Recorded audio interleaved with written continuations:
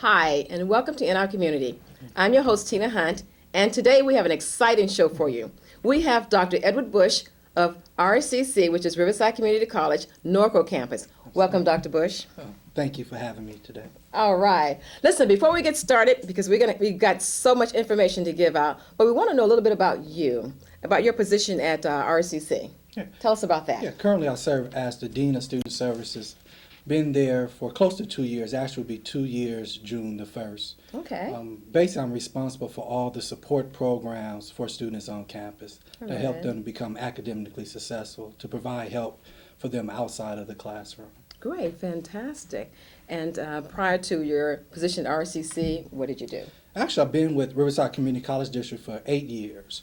2 of which has been as Dean of Student Services. I was coordinator of student activities for 6 years on the Moreno Valley campus. Oh, I was going to say, not at the Norco campus, yes, all at the right. Moreno Valley campus of RCC. And prior to that, I was actually an enrollment coordinator, or what we call a recruiter for Cal State University San Bernardino. Okay, great, great. Tell me a little bit about your educational background. Where'd you go to school? I did my undergraduate at UC Riverside, University of California, Riverside, with a Okay. degree in political science. All right. Have you visited that campus lately? I have. I was Okay. had the Has it opportunity changed? to go a whole lot. It's changed Actually, a that lot. whole campus, Yes, and it then has. also the community Yeah. around the campus has changed drastically. Uh-huh. After my stint at UC Riverside, I went on to Cal State University San Bernardino.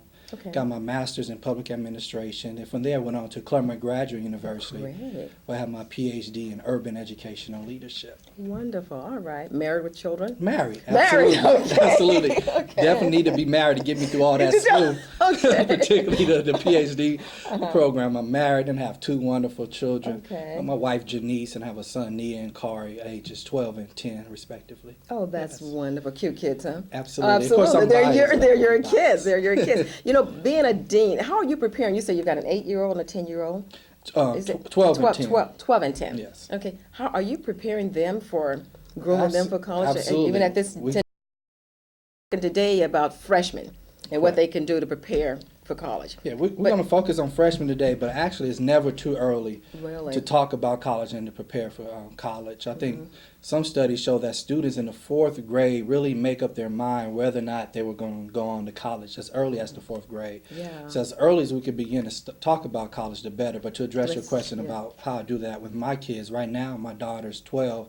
She's already studying SAT vocabulary words. Wow, So that's every wonderful. day, especially when they're off track, she has a list of vocabulary words that she works on, and she already knows she wants to go to Harvard Law. Oh, how wonderful. My son knows he wants to But I have to go to caution school, you, so though. we do that. My son, all his life, wanted to go to UCLA. Right. I mean, we got all the UCLA, the little ball caps, the little, the shirts, all of that stuff. Because he did a job out there when he was quite young.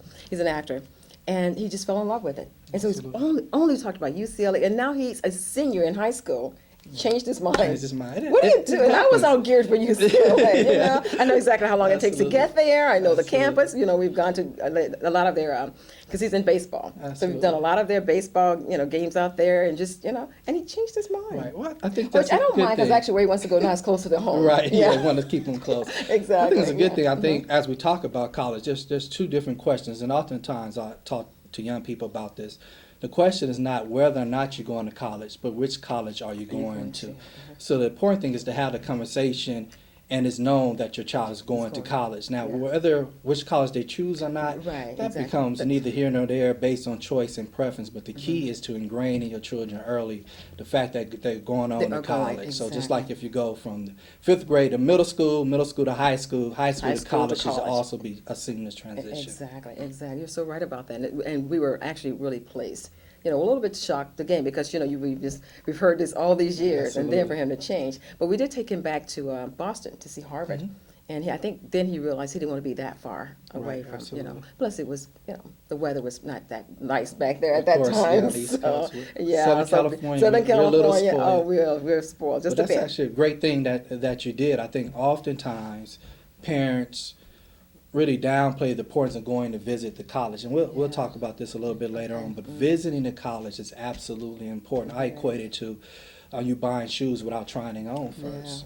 right. So it's important to see if the college is actually a good fit for you, because the location, the weather, the culture of the college may not mesh with your particular standpoint on what you want to do or the things that you're comfortable with. So it's very important to visit that school. Exactly. Extremely important. So it's a good thing that you did that. Yeah, all right. They're telling me that I have to go to a break, so when we come back, we're going to get into the meat of what you're here to talk about Absolutely. today. So don't go away. We'll be right back. The most dangerous thing our kids have to deal with today.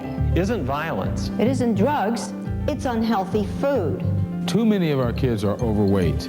They're headed for diabetes, heart problems, or worse. They need to eat healthy things like vegetables, fruits, high-fiber vegetarian foods. As our kids grow, the right foods can help protect them from obesity, heart problems, diabetes, and even cancer. To find out more, call for a free booklet or visit our website, kidsgethealthy.org. Welcome back to In Our Community.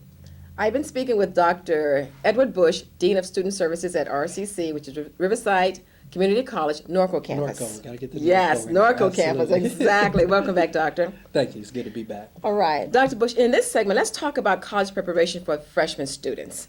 At this level, what steps should they be taking? First, let me say that it's absolutely imperative that you begin to prepare your child at the freshman year.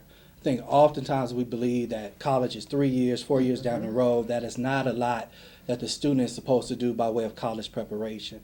But in actuality, it's extremely important that they start prepping for college in the beginning of their freshman year. As we talked about, it's important to talk about college much earlier than the freshman year, but it's absolutely imperative to begin the planning process in the student's freshman year of college. And there's four things I want to outline by way of preparation. The first thing is to make sure that the student is in the college prep courses, what we particularly refer to as the A through G requirements. As a parent, you probably want to sit down and meet with the guidance counselor to devise their freshman schedule to make sure that your child or your student is in the right courses, college level courses. So we're talking about 4 years of college prep, English or higher if you're in honors, a minimum of 3 years of algebra. So we would see right there with the English requirement, there's classes that the student has to be in starting in their freshman year. Also, most students start to take algebra or at least geometry in their freshman year. So the classes that they're actually taking in their freshman year are classes that's counting towards college, and that the college is using to see if they meet those particular requirements. Let me just ask, are they grooming these kids, or are the parents getting this information in junior high school, like 8th grade? They should. And then are the counselors trained to that? Because a lot of parents aren't going to go. But the kids, face it, when they get to be junior high, they think that they can make their own decisions. They kind of maybe run it by you, but pretty much they're going to decide what they want to go into. So are the counselors there to guide them into what, to find out where they want to go to college or if they want to go and whatnot, and guide those children into the classes? Yeah. Most high schools are arranged that most of their classes are at the college prep level. That adjustment been made a couple of years ago.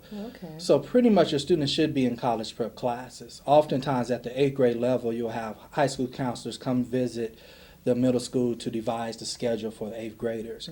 But I think it's absolutely important for the parent to be involved in that process prior to the student starting their freshman years, to sit down with the counselor and begin to discuss the requirements, because the requirements vary based on the college you want to attend. For instance, different requirements you want to attend a University of California versus the Cal State system, and college admissions varies beyond the private schools. What I also suggest is students to take the track to become UC eligible. Meaning that they're able to take the classes that will allow them to get into the University of California, because that tends to have the highest standards. And then if they decide to go to a different college, they're still pretty much safe because they're already taking the UC standards for classes. But it's important to sit down, talk to the guidance counselor, making sure that your student is on the right track. And those things are tracked by semester. So if a student, for instance, get a D in a class, then you must know how that's going to affect them for meeting the requirements for them to get in college. So it's not only a one-time deal, it's something that should be ongoing. That the parents should follow through on. Okay, so if your child gets a D, the parents need to be knocking at the door to find out. Yeah, because that makes an impact. Wow. Particularly if you get a D, for instance, in English, and you need 4 years of college prep English, then you have to have that with a C or better. So that impacts whether or not the student is getting into college right at their freshman year. So it's important to know that summer school may need to be an option. The student need to retake the class while in high school, as opposed to oftentimes I see students who wait till their senior year find out they had to make up a class that they maybe got a D in their sophomore year, junior year, or even freshman year in certain classes, and they scrambling at the end of their senior year to try to go to summer school or go to community college to make up the class, or had to take some extra classes in their senior year just to have all the requirements they need to get into the college of their choice. Wow, okay. So I think that's one thing is important. Also, something that's not necessarily talked about, I think is very important starting in freshman year, and that's study habits. Students need to learn in freshman year of how to study. It's absolutely a learned habit. It's not something that you just get up one morning and say, I know how to study. There's a lot of different websites and things of that nature that talk about good study habits. But usually I find a good, quiet place. You study in the same spot every day to build up what I call study stamina. And oftentimes I equate it to like running a marathon. I can't get up tomorrow, so I'm going to go run a marathon. That's 26 some odd miles. If I haven't trained, if I haven't prepared, by the time I get to the first mile, if I'm honest, by the time I get to the first quarter mile, if I'm being honest, at this age, I'm going to be exhausted. This is the same thing when students oftentimes transition from high school to college, when they used to maybe studying a half an hour a day max, because some of them are bright, they don't have to put that much time in their work. Then when they get to college and have to study 3 to 4 hours per class, by the time they get through 30 minutes of hours, like me running a marathon, they're ready to stop and quit. So it's important to build what I call that study stamina and get in the habit of studying. So that's critical, and that really begins in the freshman year. Freshman year, that's absolutely critical. Okay. Also, I'll stress the importance of getting involved in extracurricular activities. And when I say that, I say athletics, student government, clubs. This is in the freshman year. Freshman year. I'll say do that right. through high school. I mean, we want to be sensible in a sense of transition from 8th grade to 9th grade already presents some challenges some transitional issues. So I wouldn't say that you participate in a whole host of activities, but you have to build in what I call a culture or mindset of being involved that often starts in your freshman year. Right. So if you're involved in sports and or student it helps council, the kids to get connected too. helps them get connected. After all, it's a new. I mean, they're the youngest at the high school, Absolutely. and so already they probably picked on a little bit, or they're calling out fresh meat. Correct. And so when they get with their group. An organized group, they tend to bond and absolutely. I mean, it has what I call positive social ramifications. In addition to what it's actually doing, it's building a college portfolio. As you will see now, for the more selective institutions, being involved in community activities is extremely important. It's what builds what we call a well-rounded student. So it's not just having the 3.0, 3.5, 4.0 GPA. Also, it matters. I get people involved in saving the environment. That's why I volunteer. When I teach computer skills, I help kids succeed in school. That's why I volunteer. I helped raise awareness about the hazards of tobacco use. That's why I volunteer, to make a difference. If you know middle or high school students who make a difference by doing volunteer work, have them ask their school principals about applying for a Prudential Spirit of Community Award, or encourage them to call 1-888-450-9961.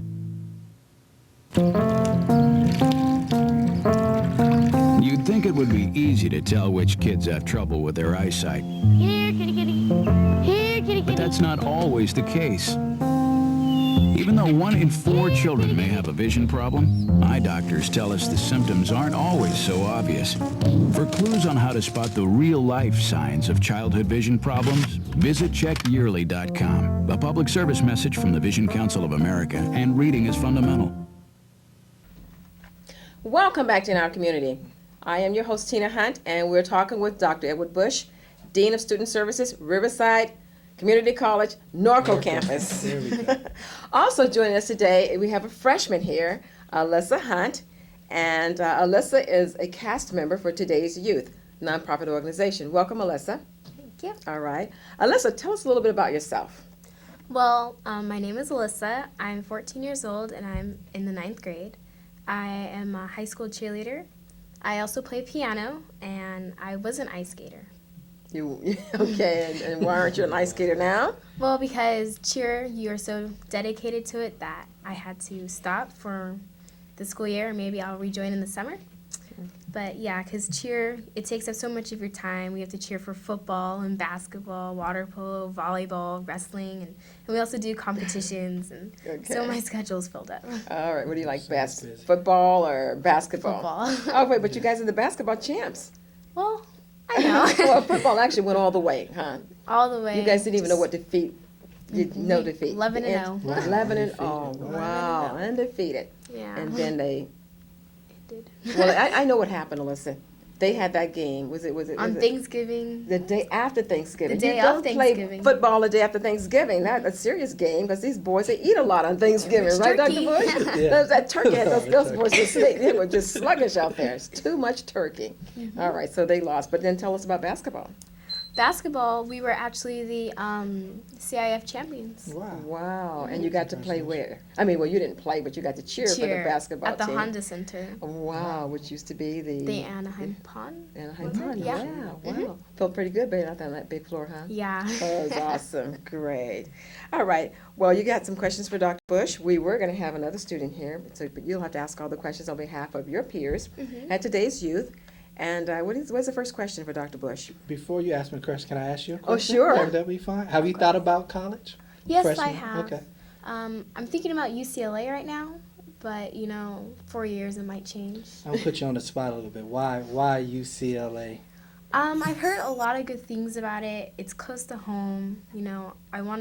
I wanna be a lawyer, and so I think they have a pretty good law school or Absolutely. field right there. So I'm thinking about that. Very good. Great. You actually got a chance to visit there as well, right, with your cheer? As a Oh, matter of yeah, fact, you went cheer. to camp there. Yeah, I went to You went cheer to camp cheer there, camp and I got there, to yeah. see the campus. It was nice. Great. I know you're in college prep classes and things of that nature. So you're already doing all the core things that our freshmen should do. Just follow Alyssa. She'll be the model of what you're supposed to do as a freshman in terms of preparing for college. Right. Okay. Now I'm ready for your questions. But I want to get one in before you go. My first question is from Jade. She says, do you recommend AP classes? Absolutely. I recommend AP courses. I think I think students often look at AP courses as getting the chance to improve their GPA, going above a 4.0, getting the extra point. But also I think the rigor of the coursework prepares you to do college level coursework as well. So I think if you could get into AP classes, I would definitely recommend that. Absolutely. Okay. So Jade, stay in your AP classes. Stay in the AP classes. Okay. Tyler had a question. He said, do sports play a big part in colleges choosing a person?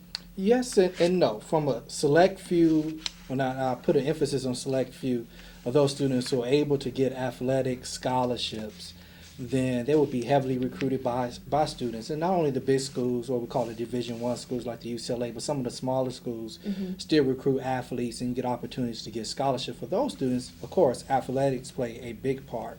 But you're more than likely to get an academic scholarship than you are getting a sports scholarship. So it's about balance. I think being involved in sports can teach you a lot of positive things about being involved in a team, teamwork, discipline, the importance of having a strong work ethic, and I think all that translates into some of the characteristics that colleges look at when they're deciding on students. So yes, in a small sense of terms of how we think of for scholarships, but also saying yes in a broader sense of the things that being involved in athletics can teach you and how that could translate into your schoolwork and you being a well-rounded student, as I mentioned earlier. So it would Yeah. definitely be better to go after an academic scholarship. Yes, Right. Okay, absolutely. that But it's would- about balance. Yeah. Be involved in sports, but it's important to have those grades up as well. Marissa wanted to know, how important is the GPA in 9th grade? This is actually a very good question. I hear this question often because the freshman year grade point average is not calculated as part of your academic GPA, or like the GPA you use when you go to a CSU or a UC school or a private. They don't count the grades you earn as a freshman. So that's why students often believe, I don't need to have a good GPA in a freshman year. But as we talked about earlier, many of the classes you're taking in your freshman year counts towards your college requirements, those A through G requirements. So if you get a D or F in those classes, then you're affecting your ability to get into those colleges because you had to have a passing grade.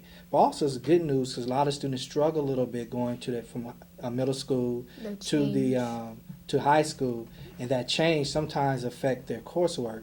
So I tell students is that, get acclimated. If you didn't do well in the ninth grade, you still have opportunity to recover, go to summer school to make up courses you need, and still build a strong GPA.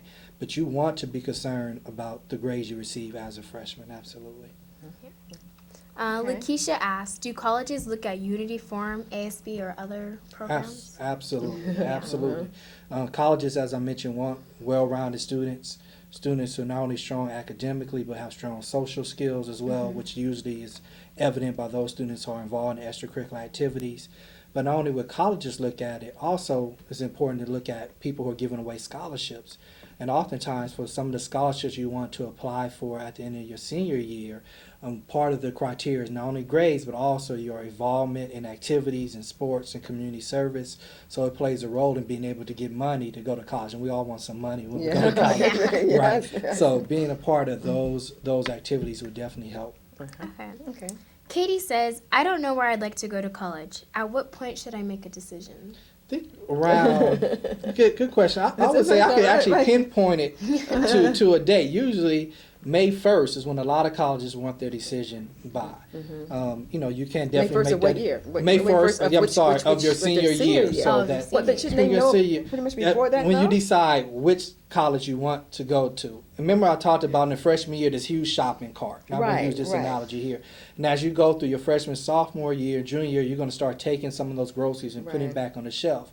So when you start, say, in October, September, your senior year, you should have maybe 5 or 7 schools max in your shopping cart that you're going to apply to usually in November, between November 1 and November 30 if you want to apply to those schools. So you have a smaller selection of schools in your shopping cart. But by the time you go to May, you would do visits, you would do some extra research about those schools. You've already applied and probably already been accepted. Yeah, so by the time you get accepted, yes, absolutely, before. get accepted, say sometime in that winter, spring, depending if the college has an early admissions acceptance. A lot of colleges have that where they admit you early, try to get you to commit to that school early as well. But I would say that when you want it, so you narrow it down to 5 to 7 in your senior year, you apply to those 5 or 7. But usually around in May is when you want to make your actual decision of what colleges you go to. And many colleges make you make their decision by May, and you have to do that in the form of a check. Yes, exactly. Oftentimes. But there's other colleges that admit year-round, community colleges. We pretty much admit year-round. You just need to be aware of the registration dates. Make sure you get an application in enough time to be able to register for your classes. So there's a lot of choices out there. Okay. Now, does RCC work with kids that's in local universities and colleges, like summer school? Are they able to do summer school? Absolutely. When I was in college at UC Riverside, for instance, I took a class at RCC. In the summer, oftentimes it's cheaper to do that. When you take a classes at UC, you're still paying UC rates. When you take a class in the summer at the community college, you're paying $20 a unit now, which is significantly cheaper than taking a class in summer school at the UC system. So you'll see a lot of students, at 4 institutions come to community college for summer. That sounds good. Absolutely. All right, any other questions? Yeah, actually, we have a lot of questions. Yeah, we might not even get a chance to get through all of these. What's the next one? Ashley says, I am in the IB program, but I'm probably going to get out after this year. It's just too much work. What are your thoughts about my decision? Will honors classes be a good switch? I think ultimately, Ashley, the decision lies with you. I would not necessarily get out of a class just because it's too much work. I think, as we talked about creating habits, actually being in a rigorous class can prepare you for the rigors of college. So I think the IB program is a recognized program if you're in it now.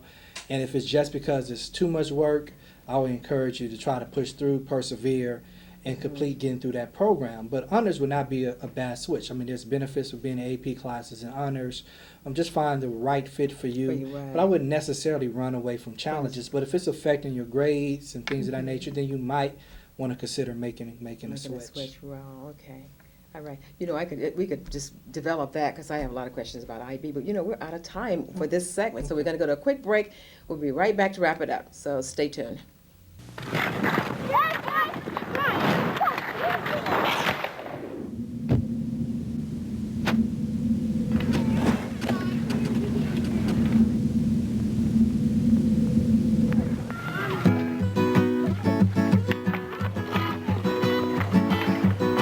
You too can be on the winning team. Score one for the environment. The next time you need a new rechargeable battery or cell phone, make sure you recycle the old one. It's easy, so get in the game.